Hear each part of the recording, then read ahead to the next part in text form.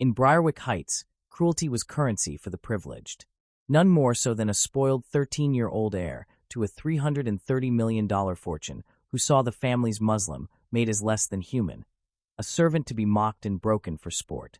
Forced to crawl and bark like a dog for his amusement while his parents laughed, she was treated as invisible, her dignity stripped away. But beneath their contempt burned a faith and resilience they could not extinguish. The next day, their entire world would be set ablaze.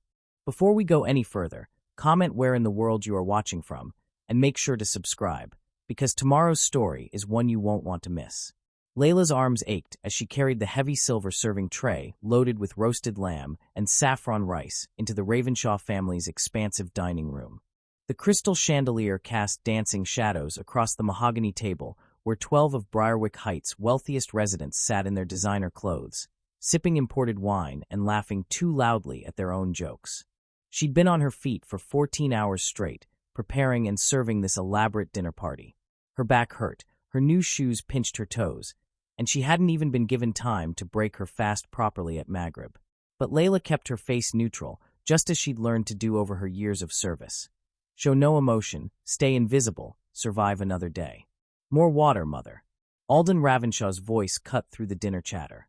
The 13-year-old boy slouched in his chair, playing with his phone instead of eating. His perfectly pressed prep school uniform somehow still looked rumpled, just like his perpetually messy brown hair. Claudia Ravenshaw smiled indulgently at her son. No thank you, darling. But perhaps you could ask Layla to refresh everyone's water glasses. Layla moved quietly around the table with the crystal pitcher, carefully refilling each glass. As she reached Alden's place setting, he suddenly stuck his foot out. Layla stumbled but managed to catch herself, spilling only a few drops. Oops, Alden said with a smirk. Several guests tittered behind their napkins. Alden, darling, don't be naughty, Claudia said, but her tone was amused rather than scolding. Layla's cheeks burned beneath her loosely draped hijab as she continued her circuit. Through the floor-to-ceiling windows, she caught a glimpse of Ibrahim Qureshi, the new gardener, trimming roses in the fading evening light. He glanced up, and their eyes met briefly. Something in his steady gaze gave her strength. I'm bored, Alden announced loudly. This dinner party needs some entertainment. He turned his phone toward Layla with a cruel gleam in his eye. Hey, I know. Layla, come here. Layla's stomach tightened as she approached Alden's chair. The boy's face held that familiar expression she'd grown to dread, the one that meant he'd thought of some new way to torment her. Get down on your hands and knees, Alden commanded. Layla froze. I'm sorry. You heard me. Down. Like a dog. Alden's grin widened. I want to make a funny video for social media. You can pretend to be one of those goats from your country. Alden, I don't think. Do it, he interrupted. His voice dropped to a whisper. Or I'll tell Dad you were praying in the pantry again during work hours. You know what happens to servants who break the rules, don't you? Layla's throat went dry. She did know. She'd seen 3 staff members fired in the past month alone, 2 after Alden claimed they were acting suspicious, and 1 for smelling like foreign food in the house. Now bark, Alden ordered, holding up his phone to record. Like a big dog, a really loud one. The dining room had gone silent. Layla could feel every eye on her, could see the anticipation on their faces. Claudia Ravenshaw sipped her wine, watching with detached amusement. No one spoke up. No one objected. With trembling hands, Layla lowered herself to the polished hardwood floor. The rough weave beneath her palms scraped her skin. Shame burned through her entire body as she opened her mouth and forced out a weak woof. Louder, Alden demanded, and crawl around the table. Make it good. Tears pricked at Layla's eyes as she began crawling, each movement feeling like a knife to her dignity. The guests' laughter echoed off the high ceilings as Layla circled the table on her hands and knees, barking as commanded while Alden Ravenshaw filmed everything on his phone. Oh, this is hilarious, one of the women exclaimed. Alden, you must send me that video. Look at her face. Another guest howled. She really does look like a sad little puppy, scarf and all. Through her humiliation, Layla caught another glimpse of Ibrahim Qureshi through the window. He had stopped his gardening and stood perfectly still, one hand in his pocket where she could see the outline of his own phone. His face was grim as he carefully angled himself to capture the scene without being obvious about it. Keep going, Alden commanded, zooming in with his camera. Do another lap, and this time, wag your backside like you've got a tail. More laughter erupted around the table. Layla's arms shook as she forced herself to continue crawling, each movement feeling like she was shedding another layer of her dignity. Her knee caught on the rug, and she stumbled slightly. "Careful with our new pet," Claudia Ravenshaw called out, causing fresh peals of laughter. "We wouldn't want her to hurt herself." Layla's vision blurred with unshed tears as she completed another circuit of the table. Her work uniform was smudged with dust from the floor, her knees throbbed from crawling, but worse than any physical pain was the crushing weight of degradation pressing down on her chest, making it hard to breathe. "Now beg for a treat," Alden commanded, holding up a dinner roll. "Come on, sit up and beg like a good dog." The guests were practically crying with laughter now, some of them pulling out their own phones to record the spectacle. Layla could hear the clicks of camera shutters and see the flashes reflecting off the dining room's dark windows. Still on her hands and knees, she glanced up to see Ibrahim had moved closer to the window. His jaw was clenched tight, his free hand balled into a fist at his side, but his phone remained steady, documenting every moment of her humiliation. Somehow, knowing that someone was witnessing this with sympathy rather than cruel amusement, gave her the strength to endure. "I said beg." Alden's voice cracked like a whip. Layla rose up on her knees, her hands held in front of her chest like paws, and let out another shaky bark. The dinner roll hit her in the face as Alden threw it, prompting another explosion of laughter from the assembled guests. Later, she sat on the cold stone steps behind the Ravenshaw estate, her work uniform still dusty from crawling on the floor. The night air was chilly, but she barely noticed. Her whole body felt numb. The sound of continued laughter and clinking glasses drifted through the walls, making her stomach twist. She stared at her hands, red and scraped from the rug. Tears fell silently onto her palms, but she didn't bother wiping them away. The crickets chirped in the carefully manicured gardens, their peaceful song a stark contrast to the chaos in her mind. Footsteps crunched on the gravel path. Layla quickly wiped her eyes with her sleeve, not wanting anyone to see her cry. But it was only Ibrahim, approaching slowly with his hands visible like someone trying not to startle a wounded animal. "Miss Layla," his voice was gentle. "May I join you?" She nodded slightly, shifting over on the step to make room. Ibrahim sat down carefully, keeping a respectful distance. For a long moment, they just sat in silence, watching fireflies dance among the rose bushes. "What they did to you in there," Ibrahim finally said, his voice tight with controlled anger, "wasn't just wrong. It was cruel. And it was illegal." Layla let out a bitter laugh. "Illegal, maybe. But what does that matter in Briarwick Heights? The Ravenshaws own this town." "They may own the town," Ibrahim Qureshi said quietly, "but they don't own you. And they don't own the truth." He pulled his phone from his pocket, tapping the screen a few times before holding it out to her. "I recorded everything." Layla's hands trembled as she took the phone. The video was clear. Ibrahim had captured the entire incident through the dining room windows. She could see herself crawling around the table, hear the cruel laughter, see Alden Ravenshaw's smug face as he filmed her humiliation. "I used to be a lawyer," Ibrahim said softly. Well, that's a story for another time. But I know the law. This is workplace harassment, religious discrimination, creation of a hostile work environment. With this evidence, we could." "We could what?" Layla interrupted, her voice cracking. "Go to the police? Sheriff Decker has Sunday dinner at the Ravenshaw estate every week. File a complaint. The mayor's sister is married to Claudia Ravenshaw's brother. They'll bury it like they'd bury everything else." Ibrahim leaned forward, his eyes intense. "Then we go higher, state authorities, federal agencies, civil rights organizations, the media. This isn't just about one incident. It's about a pattern of abuse and corruption. And sometimes all it takes is one spark to light the fire of change." Layla studied his face, searching for any sign of deception or false promise. But all she saw was sincerity and determination. "Why do you want to help me? You barely know me." "Because it's the right thing to do," Ibrahim replied simply. "And because I've spent too many years watching people like the Ravenshaws abuse their power while good people suffer in silence. Maybe it's time for that silence to end." He pulled a small notebook from his back pocket and began writing. "First, we need to document everything, dates, times, witnesses, every incident of mistreatment, every inappropriate comment, every threat. We'll build a timeline, gather statements from other staff members who've been mistreated." For the first time since the incident, Layla felt a small spark of hope. "The kitchen staff," she said slowly. "Maria and Carlos, they've seen things too. And Sarah, the maid before me. She was fired last month after Alden claimed she stole his video games, but she didn't. I saw him hide them himself. Ibrahim nodded, writing quickly. Good. We'll need their testimonies, and we'll need copies of your employment records, pay stubs, any written communications from the Ravenshaws. I have most of those at home, Layla said. But won't they retaliate? They could make sure none of us ever work in this town again. That's why we need to be strategic, Ibrahim explained. We document everything, build our case carefully, then present it all at once through the proper channels.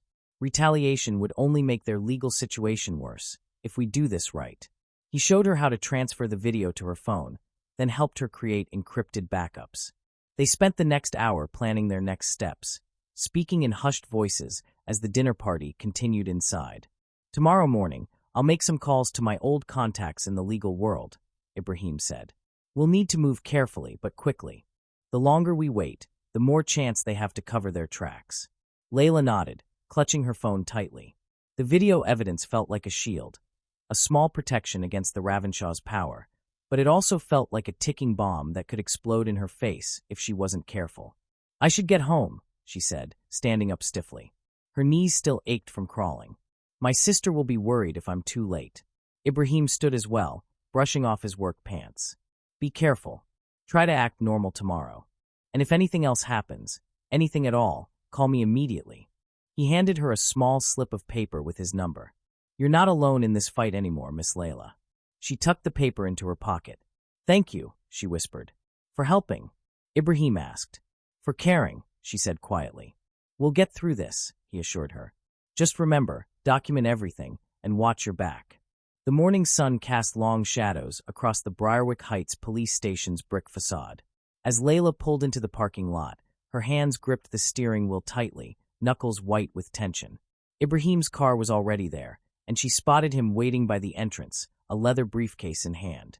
Ready? He asked as she approached, his calm presence steadying her nerves. Layla took a deep breath, smoothing her navy blue abaya and plain headscarf. She'd chosen something modest but formal, hoping to be taken seriously. As ready as I'll ever be. The station's interior was cool and dim, smelling faintly of coffee and old paper.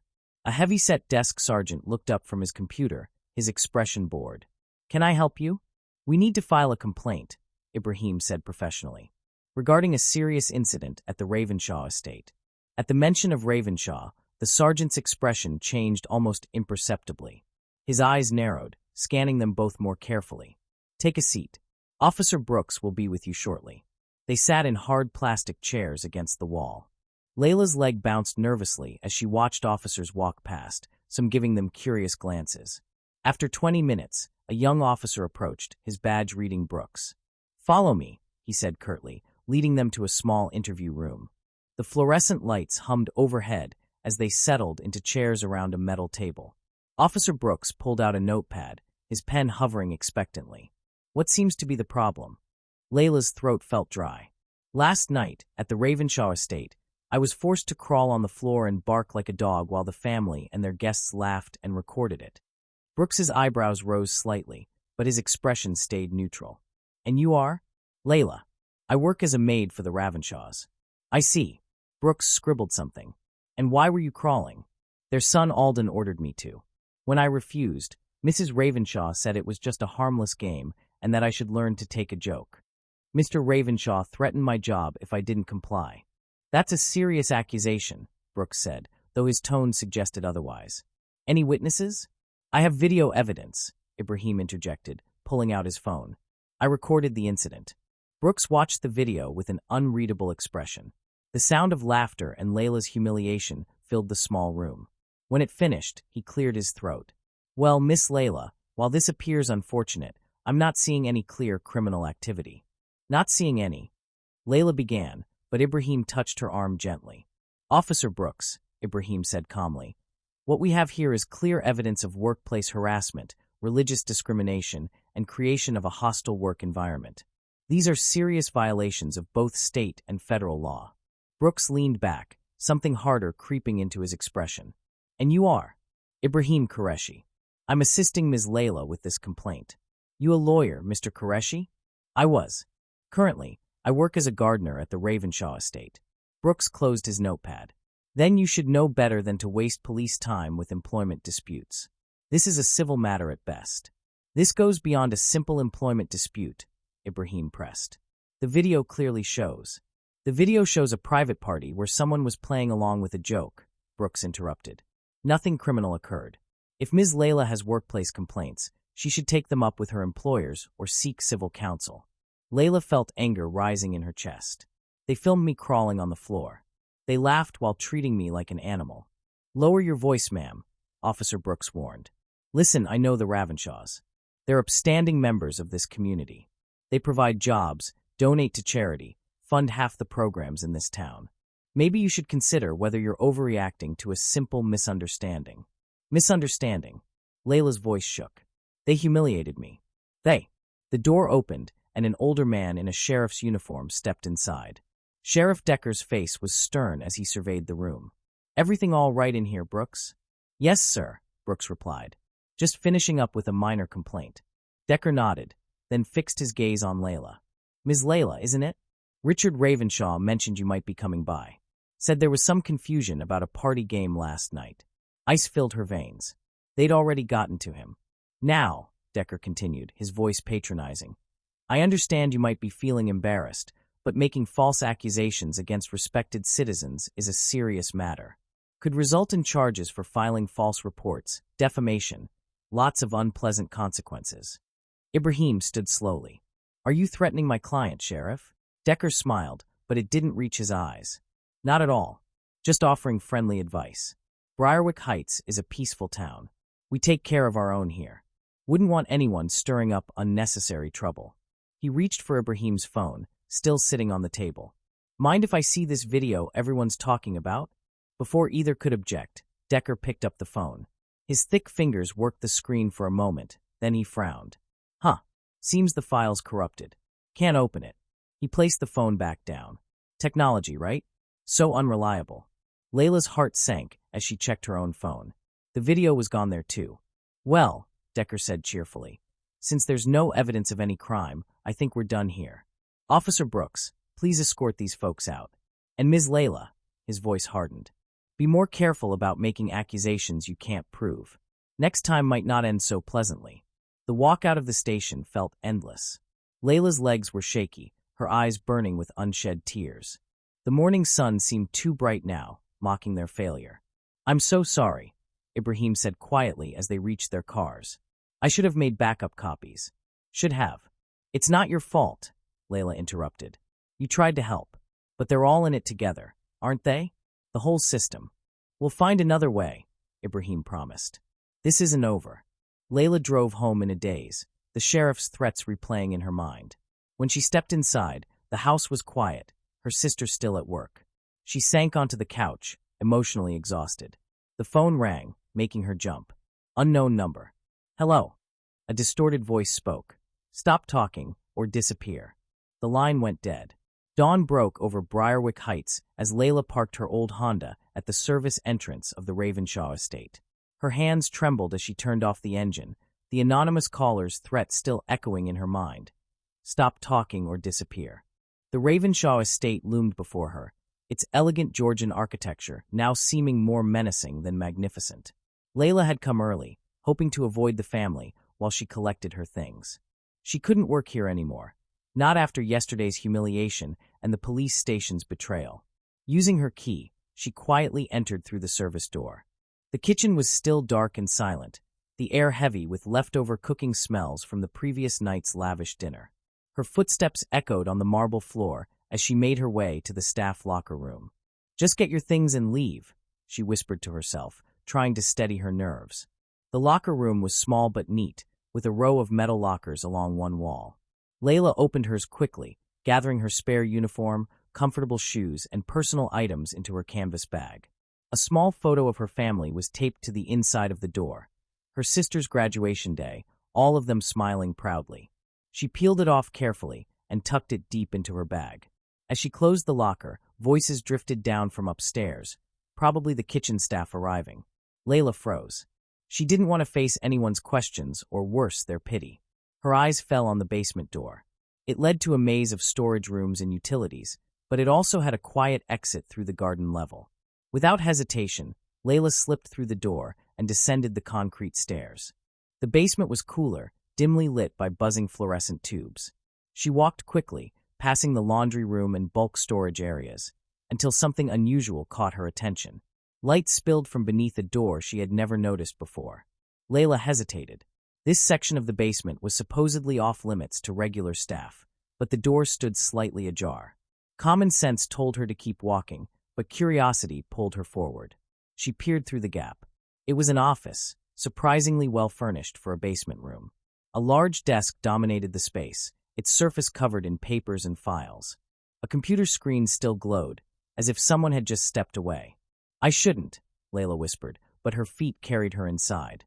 The desk was a chaotic spread of documents, many stamped with official-looking letterheads.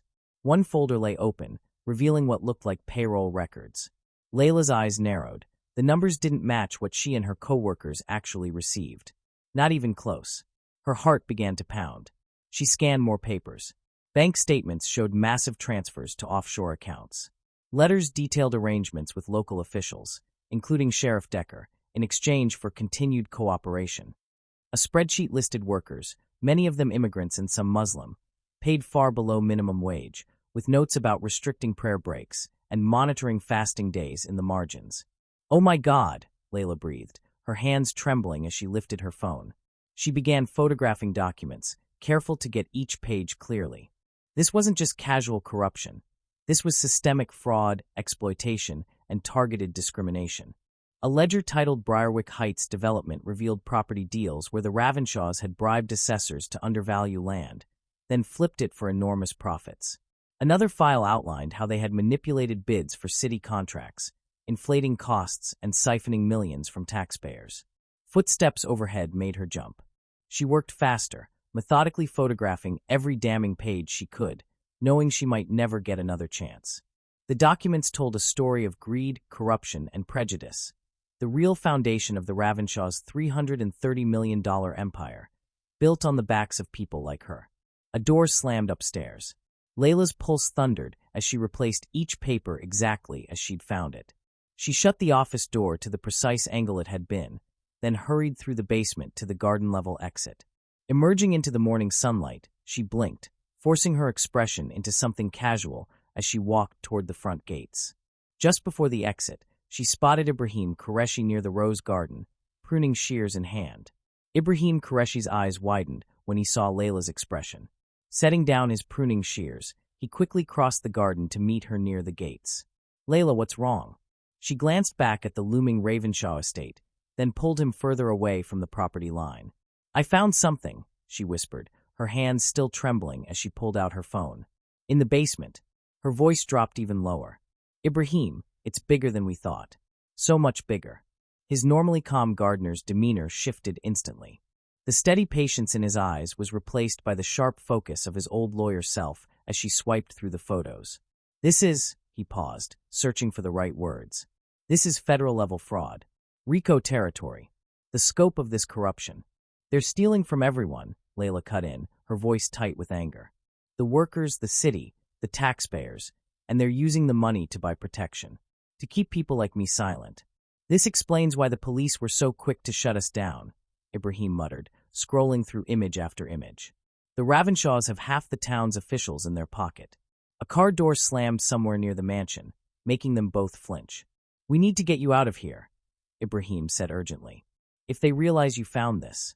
Layla nodded, already moving toward her old Honda. The weight of what she had uncovered pressed against her chest, terrifying, but also empowering. The Ravenshaws had hurt so many people, always hiding behind their wealth and influence. But now she had proof. "What do we do?" she asked as they reached her car. "We use it carefully," Ibrahim replied, his voice steady. "This is the kind of evidence that could bring down their entire empire, if we play it right." That afternoon, the low sun slanted through the blinds of Ibrahim's modest kitchen, casting stripes across a table now buried in Layla's phone photos and hastily scribbled notes. They had spent hours organizing the evidence, building a detailed list of names and incidents from the Ravenshaw documents. "Maria Hussein," Layla said, pointing to a name on the list.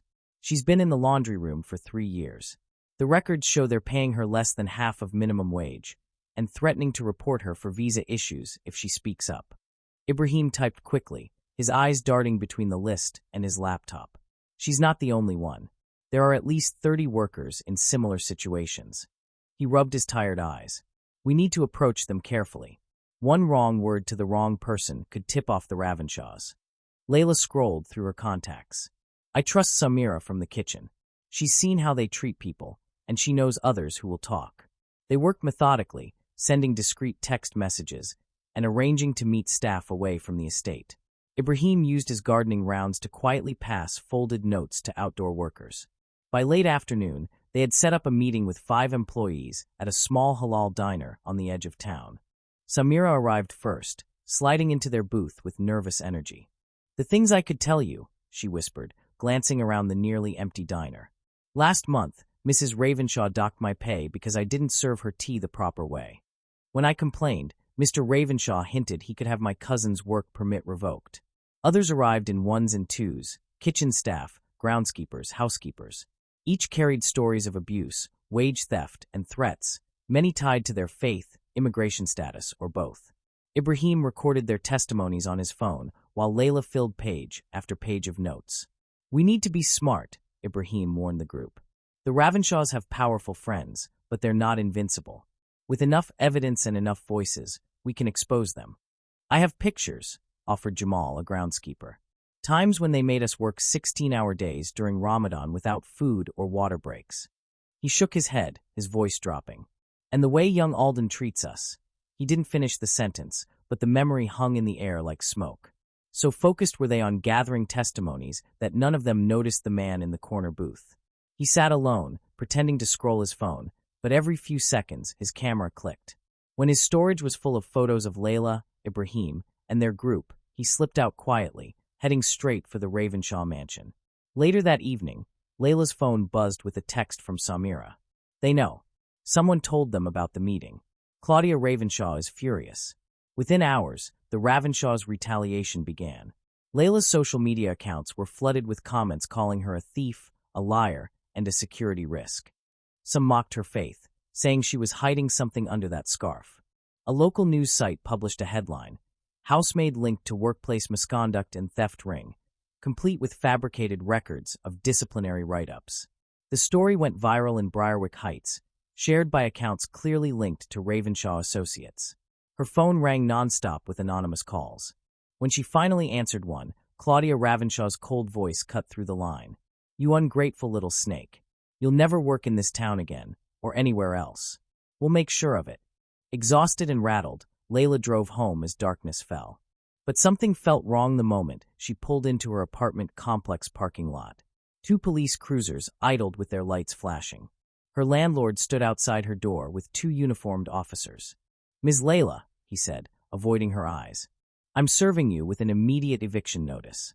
We've received evidence of illegal activity." "What? That's impossible," Layla protested. But the officers moved closer, one of them resting his hand on his belt. "You have 1 hour to collect your belongings," her landlord said stiffly. "After that, the locks will be changed." Layla's hands shook as she called Ibrahim Qureshi. He arrived within minutes, helping her shove essentials into bags and boxes. "They're trying to scare you," he said, hefting a box toward his car. "Trying to make you feel powerless." "Well, it's working," Layla admitted, pulling clothes from her closet in frantic armfuls. "Everything I've worked for, my home, my reputation." "You can stay with me," Ibrahim said firmly. "I have a spare room. They want to isolate you, but we won't let them." They worked quickly, loading his car with whatever they could fit. Layla's chest tightened as she glanced around her half-empty apartment, knowing she'd have to leave furniture and memories behind. Her phone buzzed again. More threats. But one message stopped her. "We're with you. Don't give up. Samira." In Ibrahim's car, Layla scrolled through the online smear campaign. Articles called her unstable and radicalized. Comment sections accused her of using religion to avoid accountability, and even suggested she was involved in extremist activity. The Ravenshaw's PR machine had worked fast, and it had gone for her faith, not just her name. "They think this will silence me," Layla said, her voice hardening despite her exhaustion. "But they're wrong. Every dirty trick just proves how corrupt they are." Ibrahim drove carefully through the darkened streets, his eyes flicking to the mirrors. We need to move faster now. They've shown their hand. They're scared of what we know. At his small home, they carried her belongings into the spare room. It was simple but clean, with a window overlooking a small garden. Ibrahim had already laid out fresh sheets and cleared space in the closet. Sitting on the bed, surrounded by boxes, Layla finally let the tears come. The day's chaos, the secret meetings, the threats, losing her home, crashed over her. But under the exhaustion, something else burned hot: determination. They think they can bully anyone who stands up to them, she said, wiping her eyes. That's how they've held power this long. But we have evidence now. We have witnesses. And I'm not backing down. Ibrahim nodded, steady. Get some rest. Tomorrow, we start hitting back harder. The morning sun filtered through Ibrahim's kitchen windows, casting warm light across the faces gathered at his small table. 6 people crowded together, coffee mugs and notebooks scattered between them. Despite the fatigue, there was steel in their eyes. We need to be smarter than them, Layla said, standing at the head of the table. The Ravenshaws think money and fear can silence anyone, but we're going to prove them wrong. Samira nodded, her hands wrapped tightly around her coffee mug. 3 more workers contacted me last night. They're scared, Samira said, but they want to talk. We can't meet in public again, Ibrahim Qureshi reminded the group. They're watching diners, coffee shops, anywhere obvious. He spread out a rough map of Briarwick Heights across the table. We need safe spaces. Jamal, the groundskeeper, pointed to a few spots. There's the old community center on Oak Street. The basement's usually empty. And my mosque has meeting rooms we can use after evening prayers. Imam Farid would help us. Layla studied the map, marking each potential meeting place with a small X. Her phone buzzed constantly with messages from other workers, each one carrying another story of abuse, wage theft, or religious harassment. The Ravenshaws' empire was built on broken backs, stolen wages, and intimidation. What about evidence? Asked Maria Hussein, who'd worked in the mansion's kitchen for 5 years. They're probably destroying documents right now. That's why we need copies of everything, Ibrahim said, pulling out his laptop. Pay stubs, schedules, written threats, all of it. He opened a secure folder on his screen. I've set up encrypted storage for photos and scans. They can't trace it back to us. For the next hour, they organized their approach. They divided Briarwick Heights into sectors, each person responsible for quietly connecting with workers in their area. Ibrahim ran through basic security measures, using Signal instead of regular texts, staying off social media, watching for cars or people who might be following them. Remember, Layla emphasized, we're not just collecting complaints. We need proof that shows a pattern, dates, times, witnesses. Everything matters. By 9 p.m., Samira and the others left one by one, each taking a different route to avoid attention. Layla stayed at the table, staring at her phone. There was one more call she had to make. You're sure about this? Ibrahim asked quietly, sensing her hesitation. Layla nodded. Tasha and I grew up together. She's built her career on exposing corruption. If anyone can help us, it's her. Her fingers trembled slightly as she dialed Tasha Morgan's number. They hadn't spoken in months, both too busy with work. The phone rang 3 times before a familiar voice answered. Layla, is everything okay? I saw some strange stories about you online. Tasha, I need to meet with you privately. It's important. Layla kept her voice steady. Remember how you always said you wanted to break a story that really mattered? There was a pause. Give me an hour. I'll come to you. When Tasha arrived, Ibrahim's living room transformed into an impromptu newsroom. She brought her laptop and recording gear, her journalist instincts already switched on. Her eyes widened as Layla and Ibrahim spread the evidence out before her. This is massive, Tasha whispered, scrolling through photos of falsified payroll records. Wage theft, labor violations, blackmail, and that video of what they did to you, Layla, my God. We have 30 workers ready to testify, Ibrahim explained, and more are coming forward every day. But they need protection. The Ravenshaws have already started retaliating. Tasha's fingers flew across her keyboard. My producer will want to verify every detail independently. We'll need to fact-check every claim, get legal clearance. She looked up at Layla. This could take weeks to prepare properly. People are suffering now, Layla said firmly. Every day we wait, the Ravenshaws hurt more families. I understand, Tasha said, reaching across the coffee table to squeeze Layla's hand. But we have to do this right. If we rush and make mistakes, they'll discredit everything. Their lawyers will tear us apart. For the next 2 hours, they worked on a plan. Tasha would begin a quiet investigation, corroborating worker testimonies and confirming every piece of evidence. Layla and Ibrahim would keep gathering stories, building a case too solid to dismiss. We'll need to interview everyone on camera, Tasha explained. But we'll do it carefully, faces in shadow, voices altered. No one risks their safety, Ibrahim Qureshi said firmly, pulling up a secure messaging app on his laptop. We can coordinate through this. Even if they hack our regular communications, they won't be able to access it. The room filled with renewed energy as they worked. A sense of purpose began replacing the earlier fear.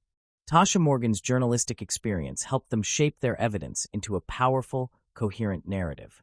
She knew exactly what questions to ask, what details would resonate with an audience, and how to expose hypocrisy. The public needs to see the real Ravenshaws, she said, reviewing their notes. Not just the charitable facade they parade at galas. People need to understand how they've terrorized this community, especially those who don't have the privilege to fight back. Layla stood by the window, watching the late morning sun climb higher. For the first time since Alden Ravenshaw had forced her to crawl like an animal, she felt something beyond anger and humiliation. She felt power. Not the Ravenshaws' kind, built on fear and money, but something stronger. We're going to change things, she said softly. Not just for us, but for everyone they've hurt. Tasha packed up her equipment, her voice steady but resolute. I'll start work immediately, and I'll reach out to colleagues at national networks. Once this story breaks, it has to spread fast. The Ravenshaws won't be able to contain it. One by one, their allies left, each carrying assignments and a renewed determination. Ibrahim walked Tasha to her car, scanning the street for suspicious vehicles. When he returned, Layla was still at the window, her posture straighter, her eyes clear. You did good today, he told her. Building the team, getting Tasha involved, we're stronger now. Layla turned to him with a faint smile. For days, I felt trapped, like they could erase me, make me disappear. She gestured to the notes and maps spread across the table. But this is how we fight back. Not alone. Together. She gathered her jacket, ready to head out and meet more workers. The fear was still there, but for the first time since that horrific dinner party, she felt truly empowered. They had a plan. They had allies. And most importantly, they had the truth. The morning sun cast long shadows across the WBRG news station parking lot as Layla pulled in. Her heart pounded with anticipation. After weeks of gathering evidence and testimonies, they were finally ready to expose the truth. The security guard recognized her and buzzed her through without hesitation. She'd been there several times over the past week, working closely with Tasha to prepare the story. Inside, the newsroom buzzed with pre-broadcast energy. Reporters hunched over monitors, producers barked instructions into headsets, interns darted between desks clutching stacks of paper. Layla made her way straight to Tasha's office. Her pace quickened when she saw her friend through the glass walls. Head in her hands, papers scattered across her usually immaculate desk. Something was wrong. Tasha looked up when Layla knocked. Her eyes were red-rimmed. Come in, she said, her voice barely above a whisper. Close the door. Layla's stomach tightened. The morning broadcast was less than an hour away. Everything was ready. The interviews, the documents, the exposé that would shake Briarwick Heights to its core. What happened? Layla asked, though dread was already coiling in her chest. Tasha's hands trembled as she picked up her phone and turned the screen toward Layla. A series of text messages filled it. They know everything, she said. Every person we interviewed. Every document we collected. She swallowed hard. They have photos of my daughter at school. My parents' medical records. Bank statements that make perfectly legal payments look suspicious. The Ravenshaws, Layla breathed, sinking into a chair. Not just them, Tasha's voice cracked. The station owner called me at midnight. He told me if I run this story, I'll never work in journalism again, and neither will anyone who helps me. She gestured helplessly at her desk. They've already pulled the segment. Security's been ordered to confiscate any copies. Layla leaned forward, gripping the edge of the desk. We can't let them win like this. We have proof, the abuse, the fraud, the threats. They don't care about proof, Tasha Morgan said, standing abruptly and pacing the small office. They care about power, and they have it. Over the media, over the police, over everyone in this town. She stopped and turned, tears shining in her eyes. I'm so sorry. I wanted to help. But they have photos of my daughter at school, my parents' medical files, my bank statements twisted to look criminal. If I run this story, I'll never work in journalism again, and neither will anyone who helps me. Family comes first, Layla said quietly, even as her chest tightened painfully. Maybe, Tasha hesitated, maybe you should stop too. They're not going to give up. They'll destroy everyone who stands against them. Layla shook her head, rising from her chair. That's exactly why we can't stop. Because they think they can destroy people without consequences. She left the office in a daze, barely noticing the pitying glances from reporters who had clearly heard about the killed story. Outside, the morning sun felt too bright, almost mocking. As she walked toward her car, her phone buzzed. A message from Ibrahim Qureshi saying he'd found 3 more workers willing to testify. She couldn't bring herself to respond yet. The drive home passed in a blur of familiar streets and deepening despair.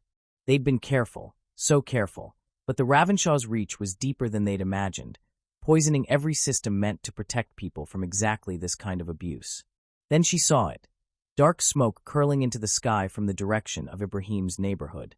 Her heart lurched. She turned sharply, tires squealing, and drove toward the source. Fire trucks crowded the street where Ibrahim's small home once stood.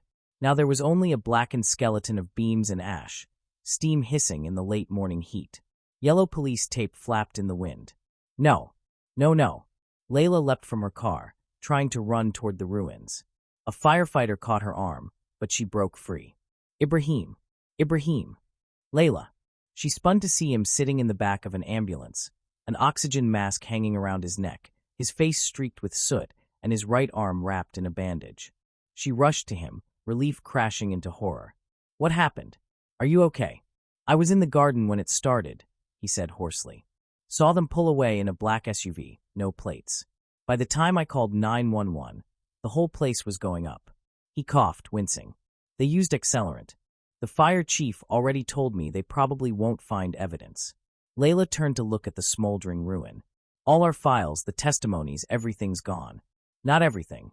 Ibrahim reached into his pocket and pulled out a small flash drive.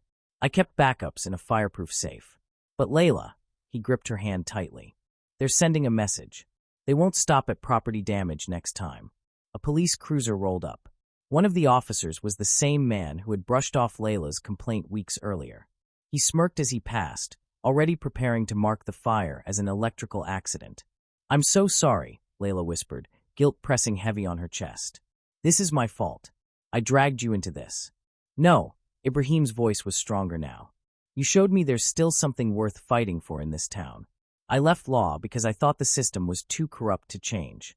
But you proved there's another way, through unity, through courage. Layla watched as firefighters worked to douse the last hot spots.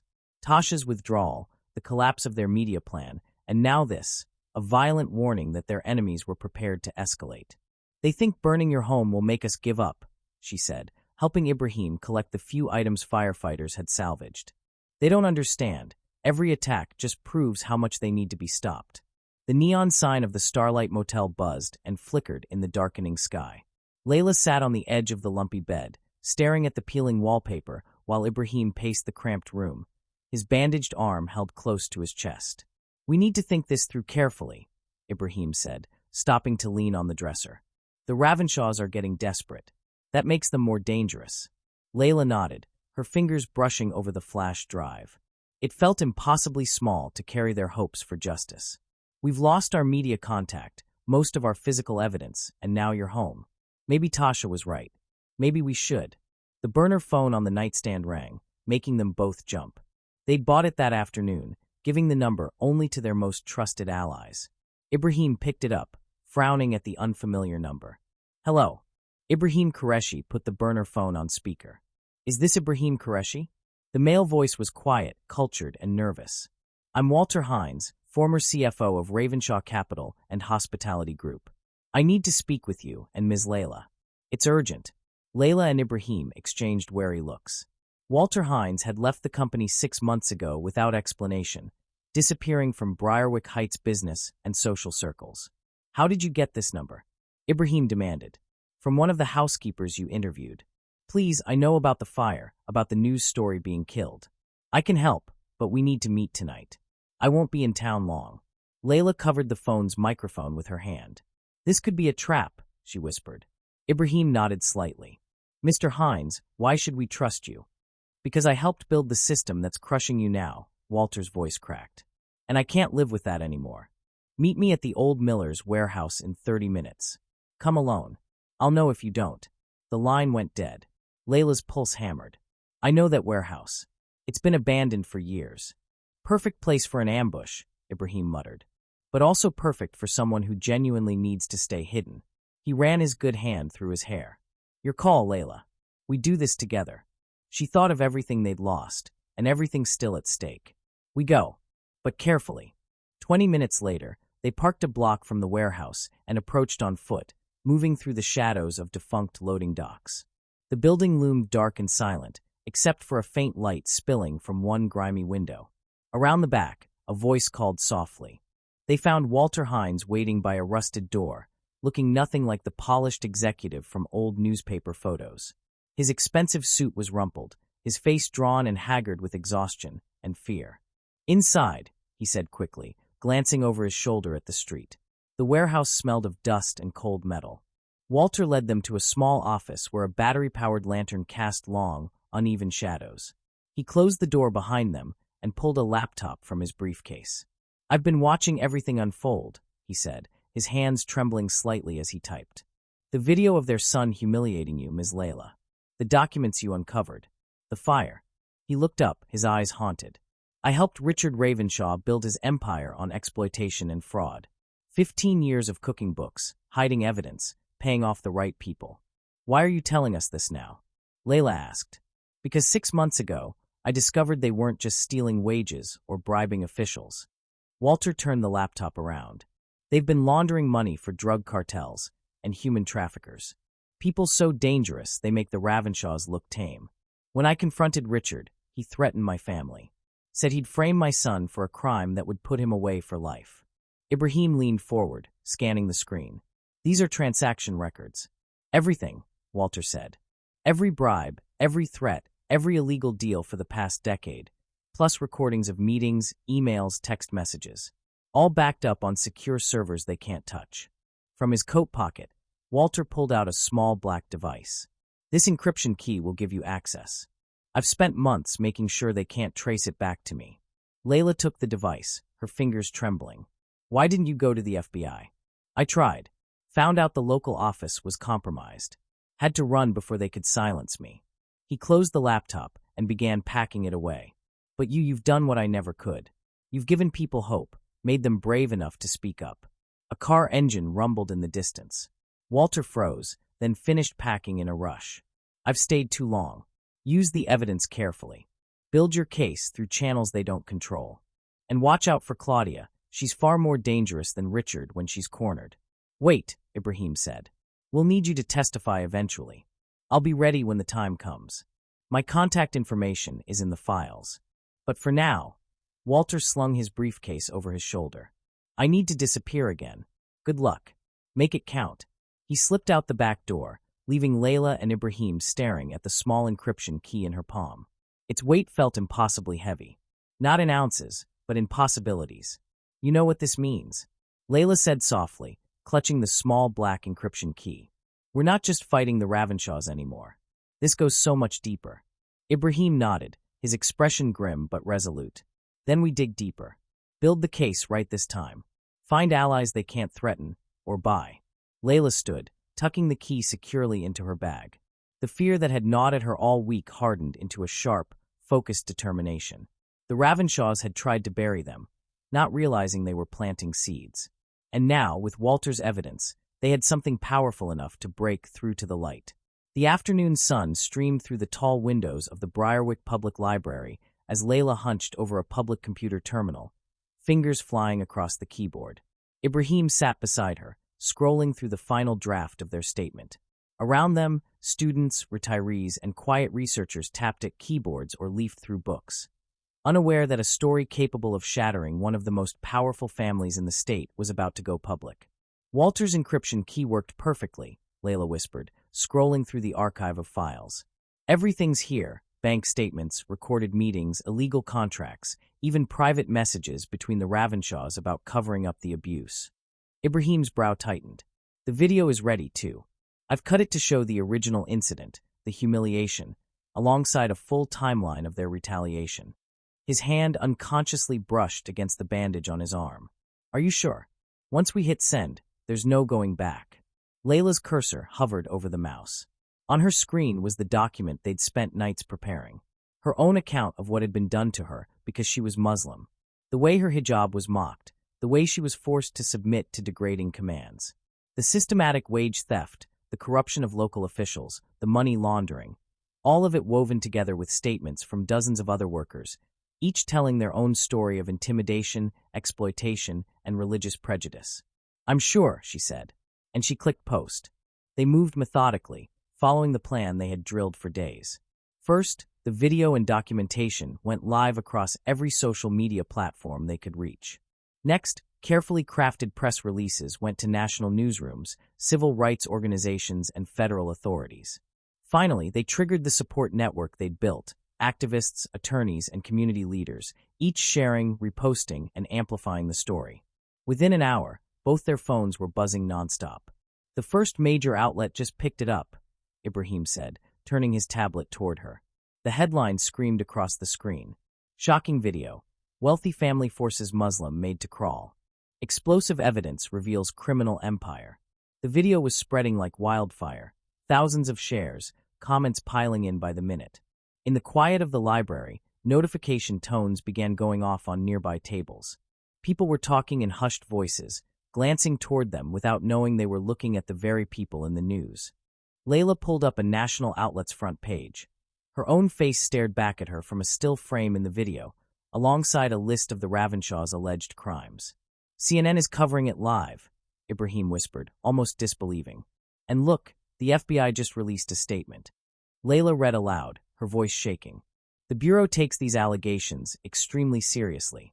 A full investigation into Ravenshaw Capital and Hospitality Group and associated individuals is underway. We urge anyone with additional information to come forward. Their phones kept lighting up. Messages from civil rights groups pledging protection. Attorneys offering pro bono representation. The National Workers' Justice Coalition promised to coordinate a class action lawsuit. The Midwest Center for Civil Liberties was dispatching investigators and legal teams immediately. Layla, look at this, Ibrahim said, scrolling through social media. Residents of Briarwick Heights were finally speaking publicly, recounting years of intimidation, withheld wages, and targeted harassment against Muslims in their community. The wall of silence was breaking. A short text buzzed in. Well done. Stay safe. My lawyers will contact you soon. Walter. They left the library as daylight faded, keeping their route slow and deliberate to avoid the news vans that were already appearing on Briarwick's streets. Their destination was a small coffee shop on the edge of town, the kind of place the Ravenshaws never set foot in. It wasn't just a meeting. It was the first real gathering of their movement since the truth went public. The shop was closed to regular customers, but warm amber light spilled through its windows. Inside, nearly 24 people waited: housekeepers, gardeners, drivers, maintenance crews, every one of them risking their livelihoods, and in some cases their safety, to stand with Layla. When she stepped inside, the room erupted in quiet applause. Tariq, the local news anchor who'd once been forced to kill her story, pushed forward and embraced her. I'm so sorry I couldn't help before, he said, his voice tight with emotion. But it's happening now. It's really happening. In the corner, an old TV sat atop a bookshelf, tuned to the evening news. The Ravenshaw mansion was surrounded by reporters and federal agents. A stern-faced FBI spokesperson gave a live statement while the ticker at the bottom scrolled. Ravenshaw Empire under investigation, assets frozen. One of the housekeepers chuckled bitterly. Look at those fancy cars peeling out of the neighborhood. All those so-called friends scattering now that the truth's out. Ibrahim raised a paper cup of coffee toward Layla. To Layla, he said quietly, who showed us how to stand. To all of us, Layla corrected, meeting the eyes of each person in the room. These weren't just allies anymore. They were family. For the first time in weeks, she felt her lips curve into a genuine smile. The weight of fear and rage loosened its grip on her chest, replaced with something lighter: hope. It wasn't over. She knew there would be more battles ahead. But in that small shop, surrounded by people who had risked everything for justice, she allowed herself to feel joy. They celebrated quietly, sipping coffee, trading stories, watching the news feed as their truth spread across the nation. Outside, the sun set over a changed Briarwick Heights, where the powerful were learning they were not untouchable. Layla woke to the harsh, vibrating buzz of her phone. The dim motel room smelled faintly of stale coffee and detergent, dawn still a faint smear on the horizon. 27 missed calls. She swiped the screen. Walter's voice came through, trembling, a sound she had never heard from him before. Layla, everything's gone. Her body went rigid. What do you mean gone? The site wiped clean. Every file, every backup, every post. Gone. Professional job. They hit our servers, the mirrors, the cloud storage. Even my personal hard drives are encrypted. They left a message. If we try to recover any of it, they'll destroy what's left permanently. Her phone kept buzzing. Other calls. Reporters. Activists. Every single one said the same thing. The stories had been pulled from their news sites. Social media accounts were experiencing technical issues, erasing millions of shares and comments overnight. Even the FBI's official statement on the investigation was suddenly gone, replaced with a blank page. Layla's hands shook as she opened their encrypted evidence folder. A black screen flashed up, an animated skull and crossbones grinning back at her. Everything they had worked for, everything they had risked their lives to expose, annihilated in hours. She pounded on Ibrahim's adjoining door. No answer. He was always up before her. She tried calling, straight to voicemail. The low hum of the motel's ancient television filled the silence. Layla's attention snapped to the local morning news report just as the anchor's voice cut through her panic. Breaking news. Police have arrested Ibrahim Khalid, 36, in connection with the suspected arson of his own home and the murder of Daniel Morin, 45, a local handyman whose remains were allegedly found in the ruins. Layla's stomach dropped. Daniel Morin, she knew him. He'd done occasional maintenance work for Ibrahim. The screen cut to grainy security footage of Daniel entering Ibrahim's house the day of the fire, followed by blurred images the police claimed were charred human remains. Her phone rang again.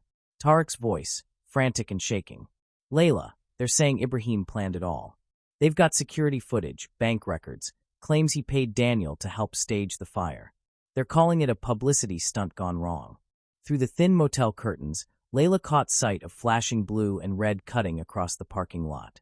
Police cruisers screeched to a stop, doors flying open. Heavy boots pounded up the metal stairs.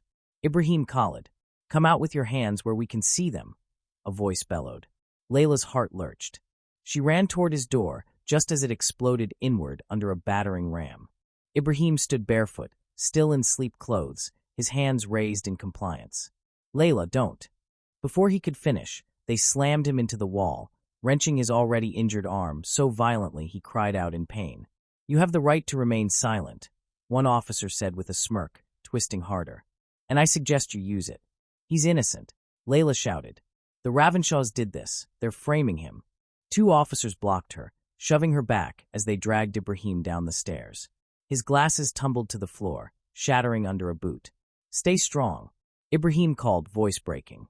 Don't let them. A gloved hand clamped over his mouth. They shoved him into the back of a cruiser, his cheek pressed to the window. For a heartbeat, their eyes met. Even through the glass, even with blood staining his shirt, he tried to give her a reassuring smile. Then the convoy was gone, leaving her in the cold morning light, her breath clouding in the air. Her phone vibrated nonstop, coalition members, their voices cracking with fear. I can't risk it anymore, Layla. I have children. If they can frame him, they can frame any of us. I'm sorry, but I have to protect my family. One by one, they disappeared. Messages stopped. Support lines went dead. The Ravenshaws had made their point. They could destroy evidence, fabricate charges, even take a life, and make the world believe the lie. Layla drove to the station, not seeing the road. The same officers who had laughed off her initial complaint now smirked behind the desk. No visitors for murder suspects, one said, flipping through paperwork without looking at her. Don't worry, he'll get a fair trial. Briarwick Heights takes care of its own. Through a narrow hallway window, she glimpsed Ibrahim being led to a cell, limping, his reopened wound bleeding through the fabric of his shirt. He had fought for justice, stood beside her when no one else would. and this was how they repaid him. Outside, she stood motionless, watching sunlight glint off the mansions up on the ridge, the Ravenshaw's windows glimmering like eyes, tracking her every move. Her phone buzzed again. Unknown number. Back off now, or the next body they find will be yours. Some fights aren't worth dying for. Layla stared at the words, her hands trembling. Everyone who'd stood with her was gone, frightened away, arrested or silenced. She was alone now, against an empire that could erase truth, rewrite reality, and turn an ally into a villain overnight. From somewhere up the ridge, faint laughter drifted down, the sound of celebration. She returned to her motel room. The silence was suffocating without Ibrahim's steady presence next door. Her phone lay dead on the nightstand. No more desperate calls. No more whispered apologies from those abandoning ship. Just silence. She caught her reflection in the cracked mirror, dark circles under her eyes, hair unkempt. What was the point of fixing it? What was the point of anything? Images flashed in her mind like shards of broken glass, crawling on the Ravenshaw's marble floor while their guests laughed. The hope in Ibrahim's voice when they recovered the evidence, the crushing moment it vanished, the arrests, the betrayals. Her chest ached with the weight of it. Some fights aren't worth dying for. The threat still glowed on Layla's phone screen. Maybe they were right. What did she have to show for standing up? A ruined reputation. An eviction notice taped to her door. A friend in jail for a murder he didn't commit. And the Ravenshaws? Still in their mansion up in Briarwick Heights. Still untouchable. Probably already planning their next move. Layla grabbed her small suitcase and began folding clothes. She could disappear from this town, find work somewhere far away. Plenty of cities needed cleaners. Places where the wealthy didn't humiliate Muslim women for their own entertainment. Places where the police didn't serve the highest bidder. A knock at the door froze her. Was it the police again? The Ravenshaws' hired muscle? Layla, are you in there? Her heart eased just slightly. That voice belonged to Miriam Alvey, one of the Ravenshaws' kitchen staff. Cautiously, Layla opened the door. Miriam wasn't alone. Behind her stood 6 other workers. Kareem from maintenance, Rosa from housekeeping, and Mr. Hamid, the elderly gardener who had worked alongside Ibrahim for years. Their uniforms were still smudged from their shifts, faces drawn with fatigue but lit with determination. "Can we come in?" Miriam asked softly. Layla stepped back, letting them into the cramped motel room. "We heard about Ibrahim," Kareem began, voice low but steady, "and about the evidence being wiped, but we're not running." Rosa nodded. "We saw what you did at that dinner party. How you held your head high, even while they tried to strip away your dignity. You reminded us, we're human beings, not their property. But Ibrahim," Layla's voice cracked. "They framed him. They'll do the same to you. Or worse." Mr. Hamid leaned heavily on his cane. "Child, I've worked for families like the Ravenshaws for 60 years. I've seen them destroy good people who dared to stand up to them. But I've never seen anyone stand back up the way you did. You gave us hope. We're scared," Miriam admitted. "But we're more scared of letting them win. More scared of teaching our children that this is just how the world works." Kareem pulled out his phone. "I've been keeping records for years. Every illegal order. Every safety violation. Every threat." The others nodded, producing notebooks, recordings, and old pay stubs with forged signatures. "They can hack websites," Rosa said. "But they can't hack our memories. They can't erase what we've seen." Mr. Hamid placed a weathered hand over Layla's. "Ibrahim believed in you. We believe in you too. Don't let them make you doubt yourself." Tears welled in Layla's eyes. These were people who risked their livelihoods simply by being here. People who had endured the Ravenshaws' abuse for years but refused to break. Miriam's gaze shifted to the half-packed suitcase. "Running won't fix this. They'll just find new people to hurt, new Ibrahims to frame. The only way forward is through." "But how?" Layla whispered. "They have everything: money, influence, the police." "They have things," Rosa corrected. "We have truth. And there are more of us than there are of them." Mr. Hamid's lips curved into a faint smile. "My grandmother used to say, when good people stand together, the palaces of the unjust are built on sand. The Ravenshaws think they've won. That means they'll get sloppy." One by one, they shared their own stories, the humiliations, the threats, the stolen wages, and the quiet acts of defiance that had kept them going. The tremor in Layla's hands stilled. The crushing weight in her chest began to lift. Ibrahim always said, "The law is like a sword, it cuts both ways." The Ravenshaws think they own it. But they're wrong. Miriam squeezed her hand. So what do we do now, Layla? Layla straightened. Now, she said firmly, we show them what real power looks like. The abandoned mosque basement felt like a war room. Folding chairs formed a ring under flickering fluorescent tubes, and maps of Briarwick Heights and downtown lined the tables. The Ravenshaw's annual charity gala is in 3 days, Layla began, pointing to a glossy invitation Miriam had pulled from the mansion's trash. Every news station in Georgia will be there, and this year they've drawn national attention with their so-called community outreach program. Kareem scoffed. Outreach? You mean paying us half minimum wage and calling it job training? Exactly, Layla said. She laid out the gala schedule. They're holding it in City Hall this year. The mayor will be there, along with every corrupt official who's helped them build their empire. Channel 5 is broadcasting live. Rosa raised a hand. How do we get in? Security will be everywhere. That's our advantage, Layla replied. Half of you already work the event. The Ravenshaws hired you as servers, cleaners, kitchen help. To them, you're invisible. They never look at us, but we see them. Mr. Hamid nodded. Every dirty deal. Every cruel order. Layla lifted a thick manila envelope. Walter gave me backup copies before the hack. Bank transfers, fake invoices, proof of bribes. But paper alone isn't enough. We need faces. Real people telling real stories. The group exchanged uneasy glances. Speaking out meant risking everything. I know it's terrifying, Layla said. But think about Ibrahim sitting in a cell because we stayed silent too long. Think about every worker who quit rather than endure another day. Think about your children, watching to see if you'll stand tall or bow your head. Miriam's chin lifted. I'll speak. My daughter asked me last week why I let Mrs. Ravenshaw call me stupid. I didn't have an answer then. Now I will. One by one, hands rose, Kareem, Rosa, 3 kitchen workers, the young landscaper. Even Mr. Hamid struggled to his feet. I've got 60 years of stories, he said. It's about time someone listened. Layla outlined the plan. Those already inside would slip the others in through service entrances. They'd wait until Vivian Ravenshaw's big speech about community partnership. Then, one by one, they'd stand and tell their stories. Calm, clear, undeniable. The cameras will be live, Layla reminded them.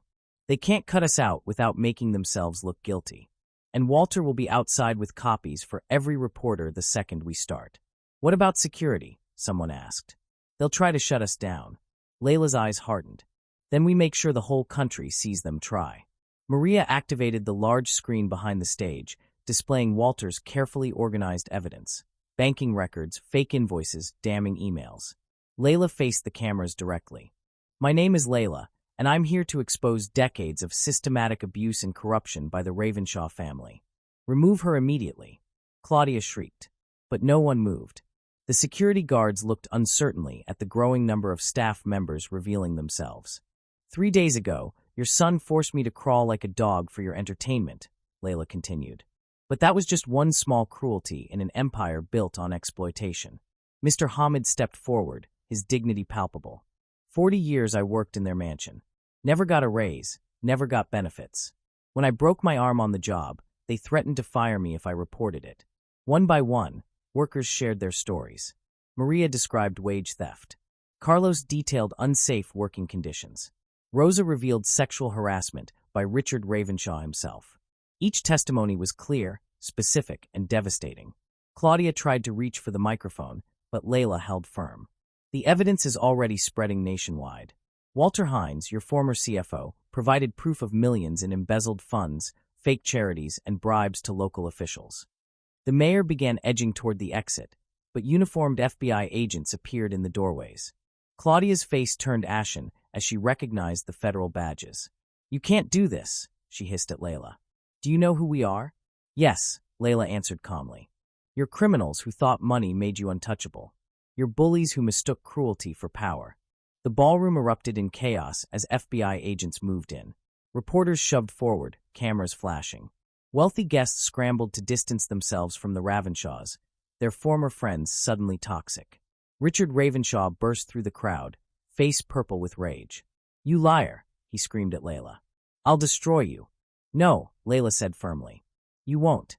She nodded to Maria, who played the video of Alden forcing Layla to crawl. The audience watched in horrified silence as the Ravenshaws laughed and filmed her humiliation. Mrs. Ravenshaw, an FBI agent announced, stepping onto the stage. You and your husband are under arrest for fraud, embezzlement, labor law violations, and conspiracy. Claudia struggled as handcuffs clicked around her wrists. This is ridiculous. We're pillars of the community. The community you exploited, Layla said. The workers you abused, the laws you broke. That ends tonight. Live cameras captured every moment as the Ravenshaws were led away in handcuffs. Their designer clothes and precious jewels couldn't hide their fear and fury now. Richard thrashed against the agents, shouting threats. Claudia's makeup ran with angry tears. Mr. Hamid placed a weathered hand over Layla's. Ibrahim believed in you. We believe in you too. Don't let them make you doubt yourself. Tears welled in Layla's eyes. These were people who risked their livelihoods simply by being here. People who had endured the Ravenshaws' abuse for years but refused to break. Miriam's gaze shifted to the half-packed suitcase. Running won't fix this. They'll just find new people to hurt, new Ibrahims to frame. The only way forward is through. But how? Layla whispered. They have everything: money, influence, the police. They have things, Rosa corrected. We have truth. And there are more of us than there are of them. Mr. Hamid's lips curved into a faint smile. My grandmother used to say, when good people stand together, the palaces of the unjust are built on sand. The Ravenshaws think they've won. That means they'll get sloppy. One by one, they shared their own stories, the humiliations, the threats, the stolen wages, and the quiet acts of defiance that had kept them going. The tremor in Layla's hands stilled. The crushing weight in her chest began to lift. Ibrahim always said, the law is like a sword, it cuts both ways. The Ravenshaws think they own it. But they're wrong. Miriam squeezed her hand. So what do we do now, Layla? Layla straightened. Now, she said firmly, we show them what real power looks like. The abandoned mosque basement felt like a war room. Folding chairs formed a ring under flickering fluorescent tubes, and maps of Briarwick Heights and downtown lined the tables. The Ravenshaws' annual charity gala is in 3 days, Layla began, pointing to a glossy invitation Miriam had pulled from the mansion's trash. Every news station in Georgia will be there, and this year they've drawn national attention with their so-called community outreach program. Kareem scoffed. Outreach? You mean paying us half minimum wage and calling it job training? Exactly, Layla said. She laid out the gala schedule. They're holding it in City Hall this year. The mayor will be there, along with every corrupt official who's helped them build their empire. Channel 5 is broadcasting live. Rosa raised a hand. How do we get in? Security will be everywhere. That's our advantage, Layla replied. Half of you already work the event. The Ravenshaws hired you as servers, cleaners, kitchen help. To them, you're invisible. They never look at us, but we see them. Mr. Hamid nodded. Every dirty deal. Every cruel order. Layla lifted a thick manila envelope. Walter gave me backup copies before the hack. Bank transfers, fake invoices, proof of bribes. But paper alone isn't enough. We need faces. Real people telling real stories. The group exchanged uneasy glances. Speaking out meant risking everything. I know it's terrifying, Layla said. But think about Ibrahim sitting in a cell because we stayed silent too long. Think about every worker who quit rather than endure another day. Think about your children, watching to see if you'll stand tall or bow your head. Miriam's chin lifted. I'll speak. My daughter asked me last week why I let Mrs. Ravenshaw call me stupid. I didn't have an answer then. Now I will. One by one, hands rose: Kareem, Rosa, 3 kitchen workers, the young landscaper. Even Mr. Hamid struggled to his feet. I've got 60 years of stories, he said. It's about time someone listened. Layla outlined the plan. Those already inside would slip the others in through service entrances. They'd wait until Vivian Ravenshaw's big speech about community partnership. Then, one by one, they'd stand and tell their stories.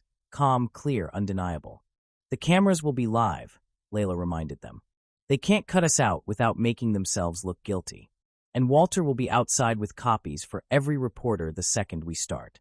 What about security? Someone asked. They'll try to shut us down. Layla's eyes hardened. Then we make sure the whole country sees them try. Maria activated the large screen behind the stage, displaying Walter's carefully organized evidence. Banking records, fake invoices, damning emails. Layla faced the cameras directly. My name is Layla, and I'm here to expose decades of systematic abuse and corruption by the Ravenshaw family. Remove her immediately. Claudia shrieked. But no one moved. The security guards looked uncertainly at the growing number of staff members revealing themselves. 3 days ago, your son forced me to crawl like a dog for your entertainment, Layla continued. But that was just one small cruelty in an empire built on exploitation. Mr. Hamid stepped forward, his dignity palpable. 40 years I worked in their mansion. Never got a raise, never got benefits. When I broke my arm on the job, they threatened to fire me if I reported it. One by one, workers shared their stories. Maria described wage theft. Carlos detailed unsafe working conditions. Rosa revealed sexual harassment by Richard Ravenshaw himself. Each testimony was clear, specific, and devastating. Claudia tried to reach for the microphone, but Layla held firm. The evidence is already spreading nationwide. Walter Hines, your former CFO, provided proof of millions in embezzled funds, fake charities, and bribes to local officials. The mayor began edging toward the exit, but uniformed FBI agents appeared in the doorways. Claudia's face turned ashen as she recognized the federal badges. "You can't do this," she hissed at Layla. "Do you know who we are?" "Yes," Layla answered calmly. "You're criminals who thought money made you untouchable. You're bullies who mistook cruelty for power." The ballroom erupted in chaos as FBI agents moved in. Reporters shoved forward, cameras flashing. Wealthy guests scrambled to distance themselves from the Ravenshaws, their former friends suddenly toxic. Richard Ravenshaw burst through the crowd, face purple with rage. "You liar," he screamed at Layla. "I'll destroy you." "No," Layla said firmly. "You won't." She nodded to Maria, who played the video of Alden forcing Layla to crawl. The audience watched in horrified silence as the Ravenshaws laughed and filmed her humiliation. "Mrs. Ravenshaw," an FBI agent announced, stepping onto the stage, "you and your husband are under arrest for fraud, embezzlement, labor law violations, and conspiracy." Claudia struggled as handcuffs clicked around her wrists. "This is ridiculous. We're pillars of the community." "The community you exploited," Layla said. "The workers you abused, the laws you broke. That ends tonight." Live cameras captured every moment as the Ravenshaws were led away in handcuffs. Their designer clothes and precious jewels couldn't hide their fear and fury now. Richard thrashed against the agents, shouting threats. Claudia's makeup ran with angry tears. 1 month later, the autumn breeze rustled through the newly planted community garden where the Ravenshaw mansion once stood. Layla stood at a wooden podium, addressing a crowd of familiar faces beneath a banner reading, "Briarwick Heights Workers' Rights Center." "I'm honored to announce my new role as Executive Director of Civil Justice," Layla said, her voice carrying across the gathered crowd. "This national foundation will help workers across America stand up against exploitation and abuse." Ibrahim watched from the side, pride evident in his gentle smile. The past month had transformed Briarwick Heights. Where corruption once ruled, new leadership had emerged from the community itself. The police department underwent a complete overhaul with oversight from state authorities. The mayor's office, now led by a former union organizer, prioritized worker protections and corporate accountability. The community garden symbolized the change. Workers who'd once served the Ravenshaws now grew food for local families. The mansion's gaudy fountains had been replaced by vegetable beds and fruit trees tended by volunteers. "But I'm not leaving Briarwick Heights behind," Layla continued, drawing applause. "This will be our headquarters. Every worker who stands up to injustice will find support here." Maria Hussein, now the garden's coordinator, beamed from the front row. Next to her sat Carlos, recently promoted to shift supervisor at his factory after years of being passed over. Rosa, who had testified about wage theft, now ran worker education programs. Mr. Hamid, finally receiving his stolen pension, taught financial literacy classes to young employees. After the announcement, Layla joined Ibrahim near the herb garden he had designed. "Ready for our first speaking tour next week?" she asked, admiring the neat rows of basil and thyme. "As ready as I'll ever be," Ibrahim replied, adjusting his glasses. 20 cities in 2 months. We'll reach thousands of workers and lawyers," Layla added with a knowing smile. "Don't forget, you're teaching pro bono attorneys how to fight corporate abuse. You're going back to law, just differently." Ibrahim nodded, touching a fragrant rosemary plant. Sometimes good things come from bad situations, like this garden from that awful mansion. They walked together through the transformed grounds. The worker center occupied the mansion's former garage, its walls now covered in colorful murals celebrating labor rights. Inside, volunteers staffed a legal clinic and job training program. Walter Hines, the former Ravenshaw CFO turned whistleblower, taught accounting classes there twice a week. His expertise helped workers understand corporate finances and spot fraud. Best decision I ever made, he often said about coming forward. Layla's office overlooked the garden. She'd insisted on glass walls. Transparency was their new watchword. On her desk sat photos of the coalition members who'd risked everything to expose the truth. Next to them stood a small plaque. Courage is contagious. The foundation wants us to write a book, Ibrahim mentioned as they entered her office. Share our strategy with other communities fighting corruption. As long as we tell everyone's story, not just mine, Layla replied, settling behind her desk. It took all of us to bring down the Ravenshaws. Her computer showed dozens of unread emails, requests for help from workers nationwide. The Ravenshaw case had sparked hope everywhere. People realized they didn't have to accept abuse and exploitation. Remember that first night in your garden? Layla asked softly. When you showed me the video and promised to help. Ibrahim leaned against the doorframe. You were so scared, but so determined. I knew then you'd win. We won, Layla corrected. And now we help others win, too. A knock interrupted them. Maria entered carrying a cream-colored envelope. This just came for you, Layla. Hand-delivered. Layla opened it carefully, unfolding a handwritten letter. Her eyes filled with tears as she read aloud. Dear Layla, I worked for the Ravenshaws for 23 years. They took so much from me, wages, dignity, hope. I was too afraid to speak up. But you showed us all what courage looks like. Thanks to you, my grandson will start college next year. The back pay and damages changed our lives. But more than money, you gave us back our pride. You proved that regular people can stand up to power and win. Every morning, I walk past the garden that replaced their mansion. I pick fresh vegetables for my family. My grandson learns about workers' rights in the same garage where the Ravenshaws once parked their luxury cars. You didn't just expose corruption. You helped build something beautiful in its place. You didn't just win justice. You showed us how to keep fighting for it. Simply put, you saved us all. With eternal gratitude, Eleanor Martinez. Layla carefully folded the letter, touching it to her heart. Tears rolled down her cheeks, but her smile radiated joy and peace. The fear and pain of that horrible night seemed distant now, transformed into purpose and strength. Frame it, Ibrahim suggested gently. And take it with us, Layla nodded.